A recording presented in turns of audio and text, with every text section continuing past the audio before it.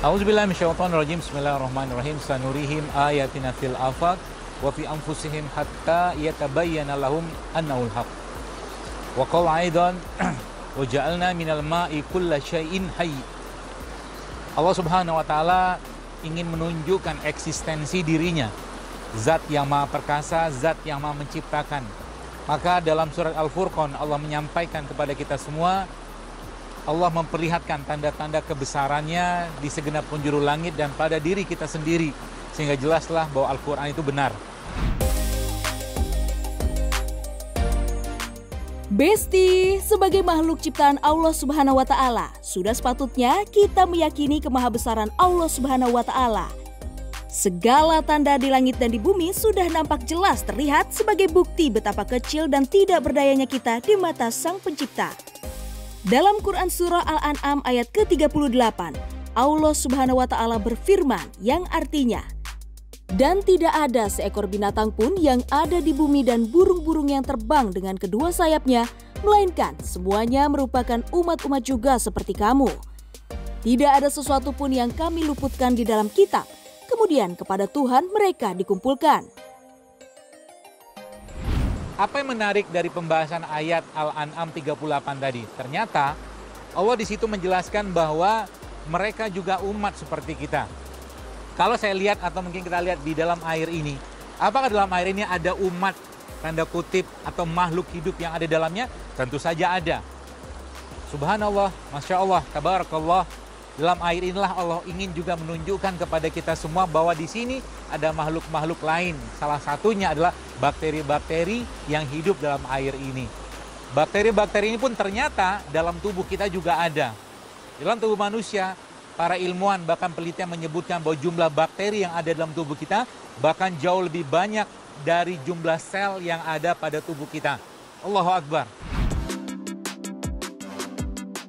Besti, kuman atau bakteri selalu jadi momok tersendiri. Walau kecil tak terlihat, keberadaannya sangat dihindari. Apalagi di masa pandemi seperti ini yang ngebuat banyak orang jadi lebih protektif pada kebersihan diri sendiri. Kuman atau bakteri dapat masuk ke dalam tubuh manusia melalui berbagai cara, seperti lewat makanan, udara, tangan yang kotor, dan lain sebagainya. Kalian sadar juga nggak sih kalau benda yang sering kita pegang seperti handphone ataupun remote televisi ternyata menjadi salah satu sarang kuman terbesar yang dekat dengan kita loh. Ya, walaupun sering dianggap sebagai sumber penyakit, tanpa disadari tubuh manusia juga tersusun atas banyak bakteri. Mulai dari bakteri baik, bakteri netral, sampai bakteri jahat. Subhanallah. Kita harus pahami bahwa tubuh manusia itu diciptakan Allah dalam keadaan seimbang. Jadi meskipun dalam tubuh kita ini ada bakteri yang jahat, tapi dalam kondisi seimbang dengan kondisi bakteri yang baik lebih banyak, atau bakteri netral berubah menjadi bakteri baik dengan makanan yang sehat, itu tidak akan ada masalah. Sehingga yang jadi permasalahan adalah ketika tubuh itu diberikan asupan yang bermasalah, baik asupan buat jiwanya, emosi yang bermasalah, ataupun asupan raganya yang bermasalah berupa makanan yang tidak sehat atau makanan yang tidak memberikan asupan buat si bakteri tadi. Energi positif bagi jiwa serta makanan yang sehat, halal dan thoyyib akan sangat berpengaruh memberikan asupan gizi pada bakteri baik di dalam tubuh. Jika tidak ada keseimbangan, maka bakteri jahat akan lebih mendominasi tubuh kita sehingga dapat menimbulkan penyakit. Besti, dalam kehidupan sehari-hari kita sebenarnya cukup akrab dengan bahan makanan sehat berbakteri baik bagi tubuh kita. Tempe menjadi salah satu jenis makanan yang tercipta dari hasil fermentasi kacang kedelai dengan bakteri baik atau probiotik. Jenis makanan probiotik lainnya yang cukup sehat dan baik dikonsumsi adalah tauco, tempe, asinan, dan masih banyak lagi.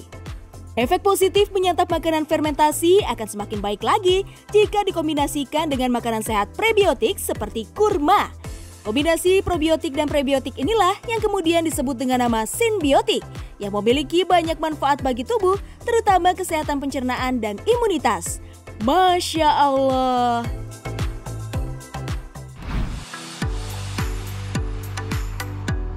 Besti, air sungai yang mengalir adalah salah satu jenis air yang suci dan menyucikan. Syaratnya, air tidak mengalami perubahan sifat, seperti berubah aroma, warna, rasa, dan terdapat najis di dalamnya. Tapi Masya Allah ini air yang mengalir terus, jadi ini air yang bersih dan mensucikan, dan kita gunakan sebagai, atau saya hari ini cuci tangan pakai airnya. Dan ada makanan kita hari ini. Ada gado-gado yang tadi kita buat, ada beras merahnya, ada telurnya. Nah sekarang saya mau makan dulu setelah cuci tangan tadi. Bismillah. Besti, alih-alih bersih dan higienis, beberapa penelitian modern membuktikan bahwa dibandingkan menggunakan sendok dan garpu, makan pakai tangan lebih memiliki dampak positif bagi tubuh. Makan dengan tangan kanan dan menjilati jari jemari setelahnya dinilai dapat memperlambat proses pencernaan makanan. Hal ini dapat mengurangi penyebab lonjakan gula darah yang sangat berbahaya bagi kesehatan tubuh kita. Alhamdulillah, bismillah saya bisa habiskan ini. Jadi Nabi mengatakan kita tidak pernah tahu di butiran mana dari makanan atau beras yang kita makan itu Allah memberikan keberkahan. Maka kita habiskan semua sebagai bentuk adab dan mencontoh cara makan Rasulullah SAW.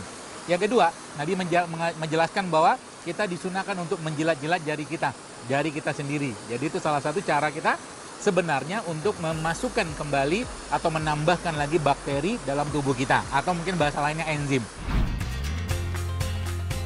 Dalam sebuah riwayat, Nabi Shallallahu Alaihi Wasallam pernah meminta seseorang untuk melepaskan alas kaki ketika memasuki kuburan atau pemakaman.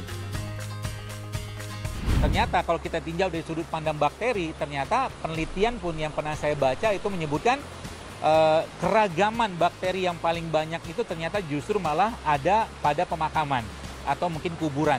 Tanah-tanah di sana tuh berlimpah dengan bakteri, tapi ternyata Nabi menyuruh kita seakan-akan perintah itu membuat kita tuh kenali lagi bakteri tersebut yang ada pada pemakaman tadi.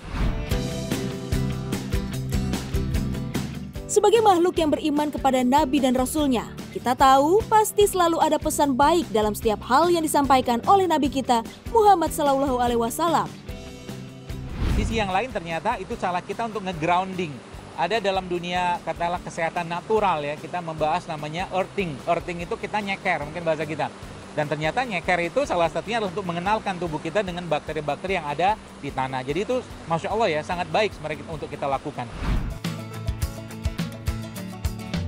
Besti, tak ada satupun hal di bumi ini yang tercipta dengan sia-sia, termasuk bakteri dan kuman tadi. Selain mengajarkan umatnya untuk menjaga air wudhu sebagai benteng kesucian, ternyata tanah dan debu yang selama ini dipandang sebagai sesuatu yang kotor juga bisa dipakai untuk bersuci. Ya, tayamum dengan debu atau tanah juga dianjurkan apabila air sulit didapat pada saat kondisi darurat. Tentu tanah dan debu yang dipakai tidak terpapar najis. Jadi membasuh dan menggosok dalam Islam itu cara untuk meningkatkan reseptor-reseptor yang ada atau menguatkan lagi reseptor yang ada pada permukaan kulit kita. Nah, kalau kita tinjau dari sudut pandang bakteri, kita tahu bahwa di tubuh kita atau di kulit kita pun ada bakterinya. Dan di air yang kita gunakan pun ada bakterinya. Maka ketika kita memasukkan atau mungkin membasuh, menggosok tadi, kita seperti menambahkan lagi atau mengenalkan lagi bakteri ke dalam tubuh kita melalui kulit tadi. Sehingga semakin kuatlah tubuh kita. Jadi kurang lebih seperti itu. Termasuk juga kalau kita menggunakan tanah, karena di tanah pun ada bakteri. Ya, cuman prinsipnya adalah membasuh dan menggosok. Masya Allah, tabarakallah. Begitu banyaknya hikmah di balik setiap perintah Allah Sang Pencipta kepada kita umat manusia. Apa yang ada di langit dan di bumi menjadi bukti keistimewaan Allah Subhanahu wa Ta'ala. Semoga menambah iman Islam kita semua. Amin.